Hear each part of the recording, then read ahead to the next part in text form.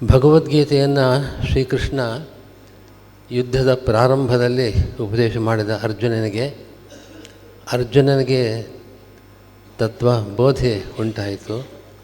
ಧರ್ಮ ಸಂಸ್ಥಾಪನೆ ಯುದ್ಧದ ಮೂಲಕ ಆಯಿತು ಅಂತ ನಾವು ಕೇಳ್ತೇವೆ.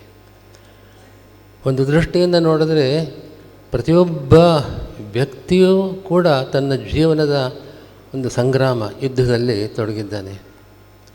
ಅವನಿಗೆ ತಿಳುವಳಿಕೆ ಬಂದಾಗ ಅದರಿಂದ ಆರಂಭ ಮಾಡಿ ಕೊನೆಯವರೆಗೂ ಕೂಡ ಅವನು ಯುದ್ಧವೇ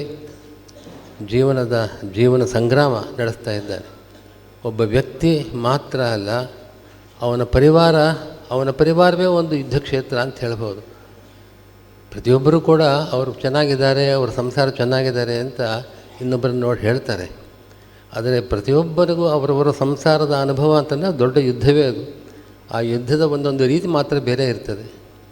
ಹಾಗೆ ಒಬ್ಬ ವ್ಯಕ್ತಿ ಅವನ ಜೀವನ ಒಂದು ಸಂಗ್ರಾಮ, ಒಂದು ಕುಟುಂಬ ಅದೊಂದು ಸಂಗ್ರಾಮ, ಒಂದು ಗ್ರಾಮ ಅಥವಾ ಒಂದು ದೊಡ್ಡ ನಗರ ಅಥವಾ ಒಂದು ದೇಶ, ಇಡೀ ಜಗತ್ತು ಪ್ರತಿಯೊಂದು ಕೂಡ ಯುದ್ಧ ಸ್ಥಿತಿಯಲ್ಲೇ ಅದು ಪ್ರಾರಂಭ ಆಗಿ ಕೊನೆಯವರೆಗೂ ಯುದ್ಧ ನಡೀತಾ ಇದೆ. ಅದನ್ನು ನಾವು ಪ್ರತಿ ಕ್ಷಣದಲ್ಲೂ ಅನುಭವಿಸ್ತಾ ಇದ್ದೇವೆ. ಈಗ ನಮ್ಮ ಜಗತ್ತು ಯುದ್ಧದ ಒಂದು ಸಮೂಹ, ಅಲ್ಲಲ್ಲಿ ಯುದ್ಧಗಳು ನಡೀತಾ ಇದೆ.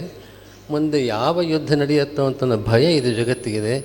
ಇಂಥ ಭಯ ಪರಿಹಾರಕ್ಕೋಸ್ಕರವಾಗಿ ಒಂದೇ ಒಂದು ಗ್ರಂಥ ನಮಗೆ ಇರತಕ್ಕಂಥದ್ದು ಶ್ರೀಮದ್ ಭಗವದ್ಗೀತೆ. ಈ ಸನ್ನಿಧಾನದಲ್ಲಿ ಸುವರ್ಣದಲ್ಲಿ ಸುವರ್ಣಾಕ್ಷರಗಳನ್ನು ಯೋಜನೆ ಮಾಡತಕ್ಕಂಥ ಒಂದು ಅತ್ಯಂತ ಔಚಿತ್ಯಪೂರ್ಣವಾದ ಏನು ಕಾರ್ಯ ನಡೆದಿದೆ, ಅದಕ್ಕೆ ನಮ್ಮೆಲ್ಲರ ಗೌರವಗಳಿಗೆ ಅಭಿನಂದನೆಗೆ ಪಾತ್ರರಾದರು ಶ್ರೀಪಾದರು. ಅವರು ಇಂಥ ತಮ್ಮ ಮುಂದಿನ ಅವರ ಕಾಲದಲ್ಲಿ ಇದು ಸುವರ್ಣ ಕಾಲ, ಅವರದ್ದು ಸುವರ್ಣ ಸಂವತ್ಸರ.